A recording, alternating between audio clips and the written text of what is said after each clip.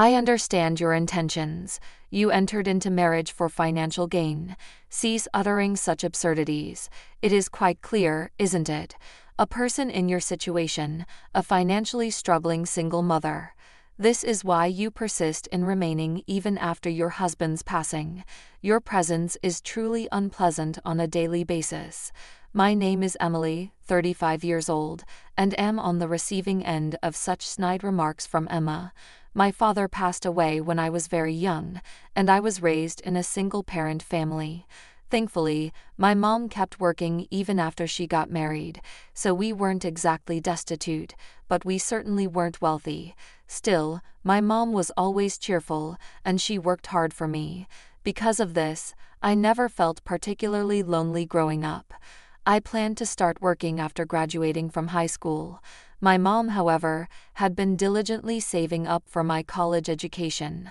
I loved studying, and I really wanted to go to college, but I couldn't bear to burden my mom, who had struggled to raise me, with this desire.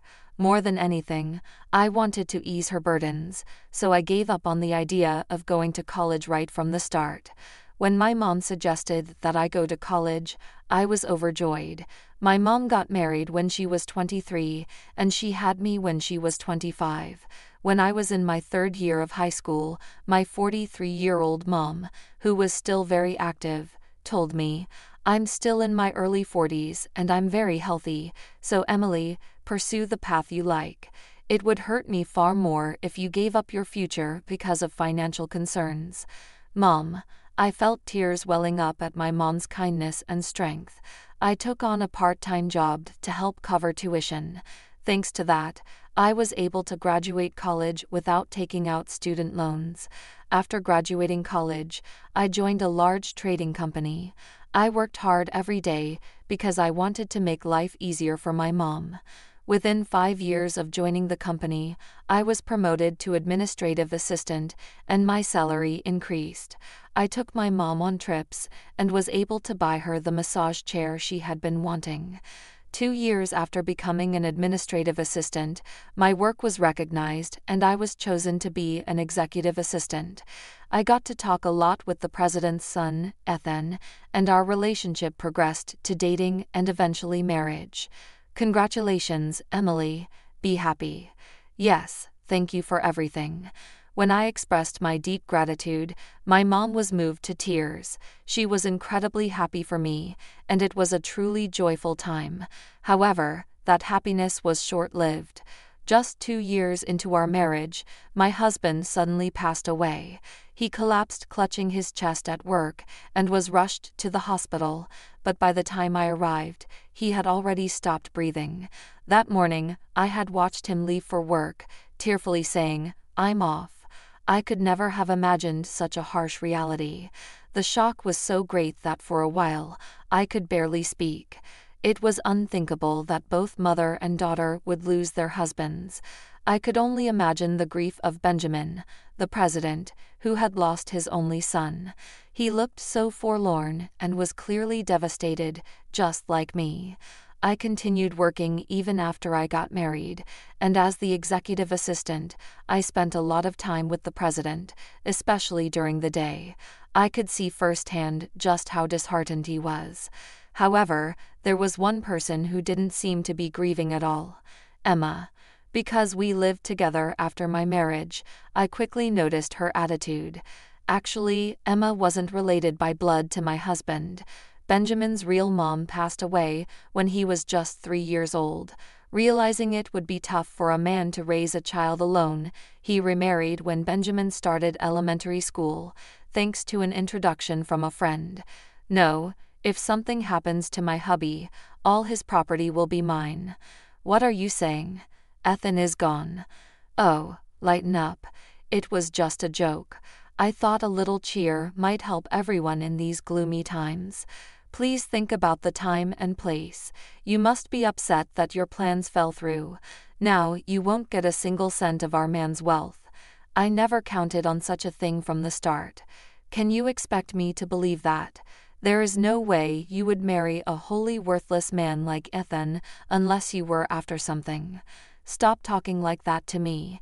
He was irreplaceable. Emma seemed to think I would pack up and leave as soon as my husband passed away, but I didn't. Benjamin was acting strong at work and handling his duties just like before, but from my close observations, it was clear to me that he was pushing himself too hard, so I couldn't bear the thought of leaving the house to someone like Emma. Besides, even though it was only for 2 years, our home was filled with memories of my dear husband. I wanted to bask in their afterglow for a while. Feelings aren't easily severed. Indeed, the time I spent with my husband was a happy one for me. My husband once told me that Emma was more like a roommate to him than a mother. She was often out and about, and when Benjamin was away on business, she would often not come home until late at night. But my husband didn't want to worry Benjamin, who was already busy with work, so he kept quiet about it. In fact, Emma was very kind when Benjamin was around. Her sudden change was so drastic that it was as if there were 2 Emmas. When Benjamin went to work, Emma would see him off with a smile. "I'm counting on you to look after Ethan." Of course, Ethan is a precious child to me too. Knowing you're there for him allows me to focus on my work. Don't worry about anything. Do your best at work. Thank you. Have a good day. But the moment the door closed behind him, Emma's smile vanished. Ah, finally he's gone. Now, where should I go today? Maybe I'll invite a friend to the movies. You're going out again?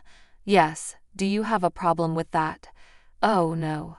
Remember, don't bother your father with unnecessary things. He's working hard for you. If you say something, he'll worry and won't be able to concentrate on his work. You should quietly study at home every day, okay? I understand. That was the daily routine, but apparently, it didn't bother him too much once he got used to it. In fact, he felt more comfortable when he was not paid too much attention. When he was a child, he thought Emma was like a chameleon. Well, I don't really mind. I think of her as Dad's wife, not my mom. Benjamin was always grateful to Emma for coming when his child was small, allowing him to focus on his work. Benjamin's company was a legacy from his step-grandfather. Benjamin seemed to have a knack for running it. From the moment he took the helm, the company grew exponentially. Now, he's managing 5 businesses, each pulling in an annual revenue of high $100 million. This, of course, means Benjamin is always insanely busy. My husband used to tell me that when he was a kid, Benjamin barely had time to unwind at home. Seeing Benjamin exhausted from work every day, my husband couldn't bring himself to trouble him with unnecessary issues. That's why he never mentioned Emma. Besides, he didn't feel entirely neglected, so there was no need to bother Benjamin unnecessarily. He was content keeping his concerns about Emma to himself. That's so like him.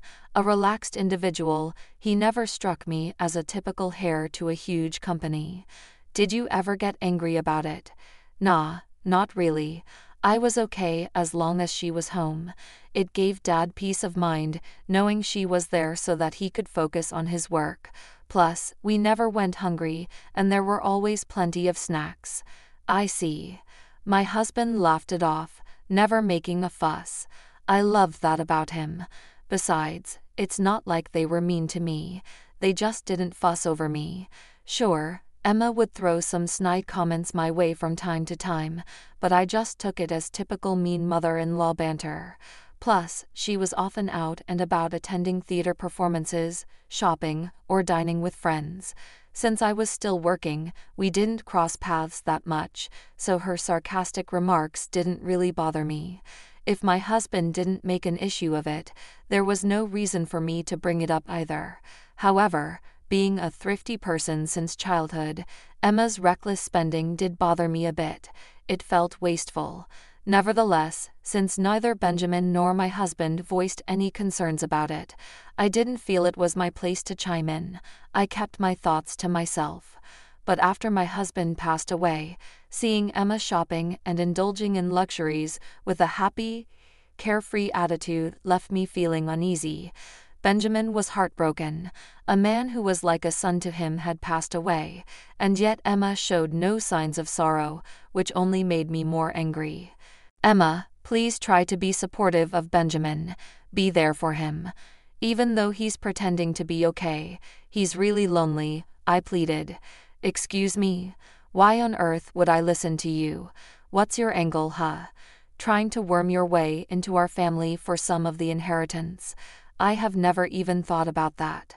Well, Ethan's gone now, so why don't you just leave already?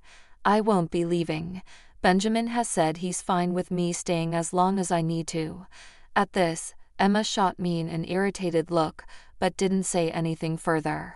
She probably felt relieved knowing she didn't have to worry about me inheriting Benjamin's wealth. But 3 years after my husband stood, Emma was becoming increasingly annoyed with me still being around. Her sarcastic remarks were becoming more frequent and more hurtful. After all, whether at home or at the office, I'm always with Benjamin. Emma seemed to think I was buttering him up, scheming to take over his fortune. It hurt to be perceived in such a light, and I began to question myself, wondering whether it was right to stay in a house where the husband was no longer present. I could gauge Benjamin's situation at the office every day. It might be better for me to return to my single mom instead of living here and enduring Emma's sarcasm. Mom is turning 60 this year, and last year marked the 3rd anniversary of my dad's passing. I had been contemplating my future when Benjamin collapsed. He was fortunate to survive, but there was a high possibility he would need caregiving even after discharge from the hospital. At the company, things didn't immediately fall apart when Benjamin collapsed, since he had properly trained his successors. However, Emma's attitude noticeably shifted.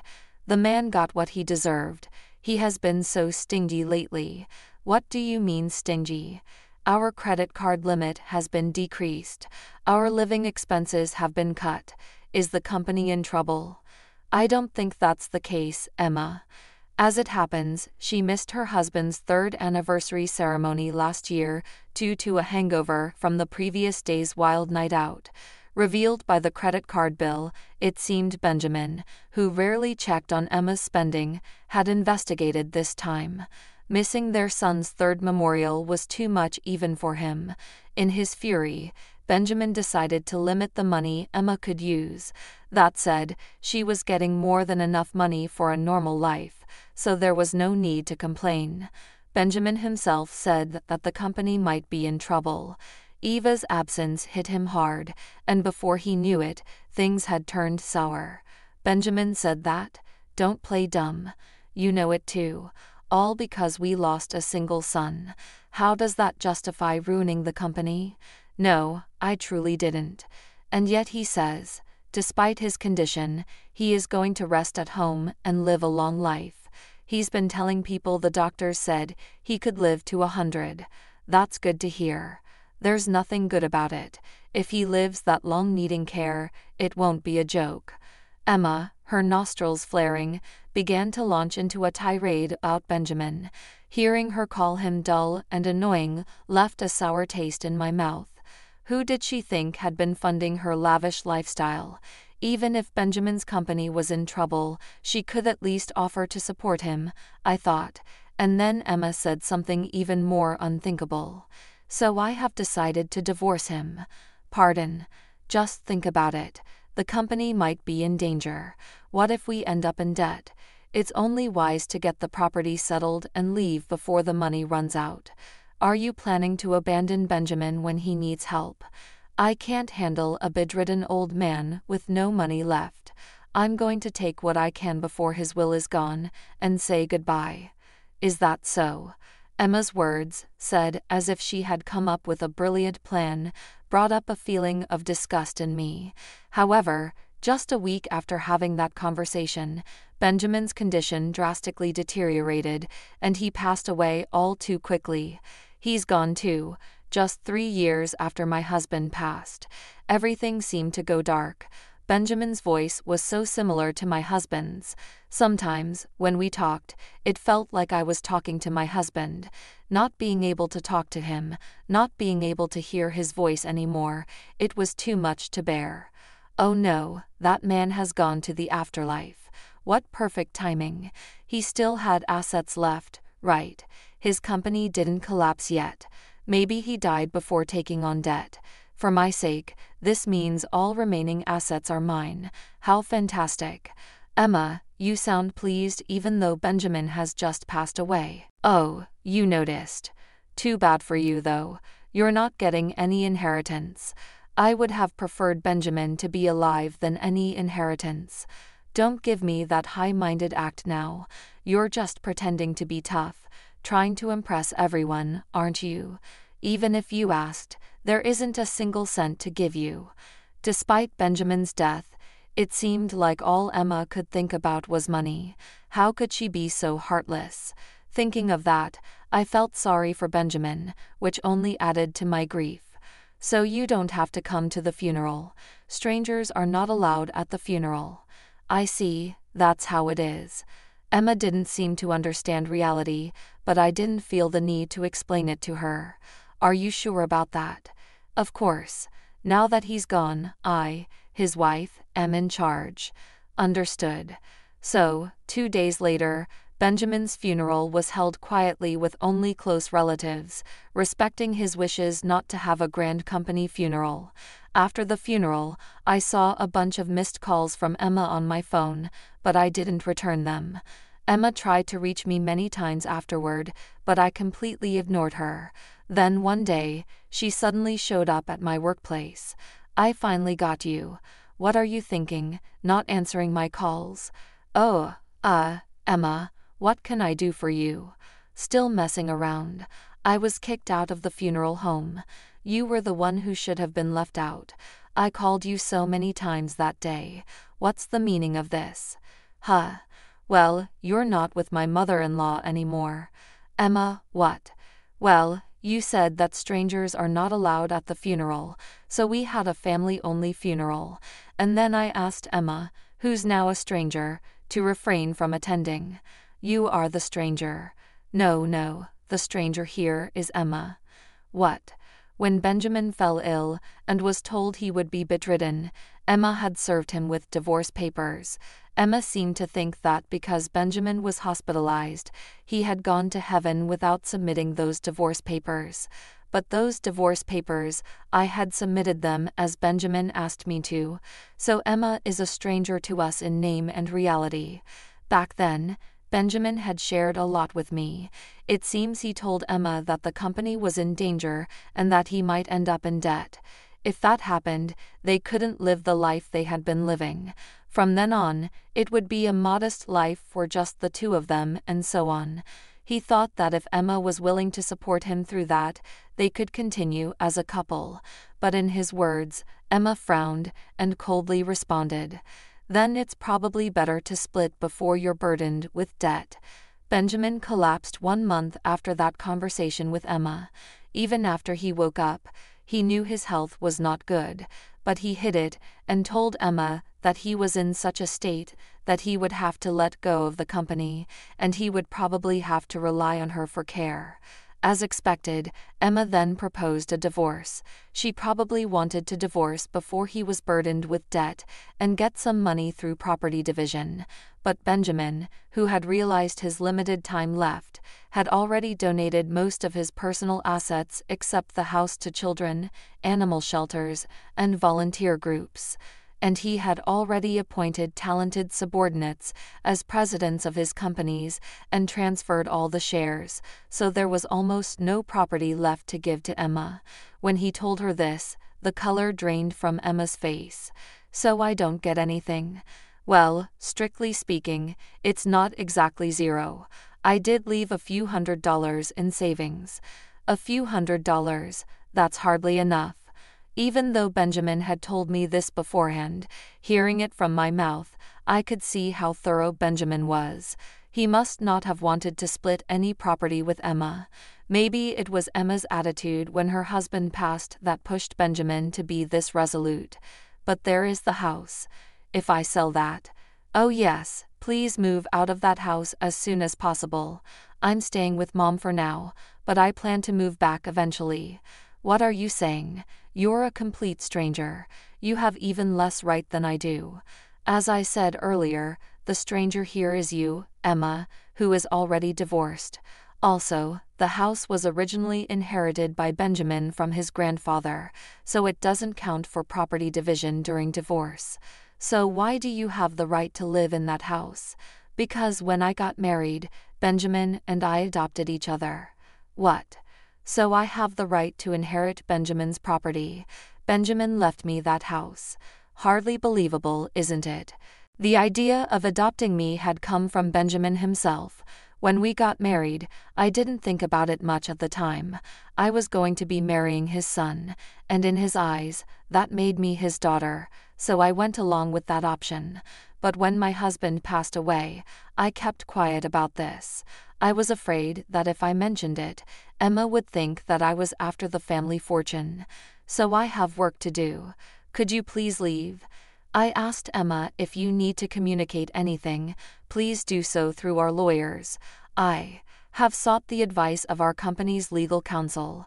I called security and had them escort Emma out of the company premises. I made it clear that she was not allowed to step foot in the company again. Emma put up a fierce resistance, but when I threatened to call the police, she quietly left. She attempted to contact me numerous times after that, but I ignored her completely. Her relentless efforts to make a claim on our fortune only resulted in a barrage of complaints to our lawyer. Our company was far from going under, and Emma couldn't understand why. She argued that if it was bankrupt, there should be wealth to share. But the company had already been handed over to a successor before Benjamin's passing, and it was no longer in his possession. Therefore, there was nothing left for Emma to claim. As for the family's real estate properties, they had already been settled in the divorce before Benjamin's death. The lawyer patiently explained that Emma had no right to any of it. Our lawyer, somewhat exasperated, confided that Emma had been quite persistent. Emma, who had been under the impression that she was entitled to a share of the will, had recklessly racked up debt on her credit card. Now, she was stuck paying it off, working multiple part-time jobs from morning till night. However, her financial goals were not my concern. Emma was 10 years younger than Benjamin. They had married when she was 25, and now she was 55. They had been married for almost 30 years, which meant that Emma was entitled to survivor benefits from the Social Security taxes Benjamin had paid even after their divorce. However, she would only be eligible for these benefits when she turned 60, which was still 5 years away. Furthermore, she needed to have filed a claim for a division of the pension within 2 years of the divorce. I wasn't sure if Emma was aware of this, nor did I have any intention of enlightening her. I had no sympathy or obligation to worry about Emma's well-being. So, here I am now, living in the home I once shared with my mom, Benjamin, and my husband. My days pass calmly and peacefully. There are moments when I remember my husband and Benjamin's smiles, and I can't help but shed tears. But remembering their warm smiles, I too want to live each day with a smile on my face.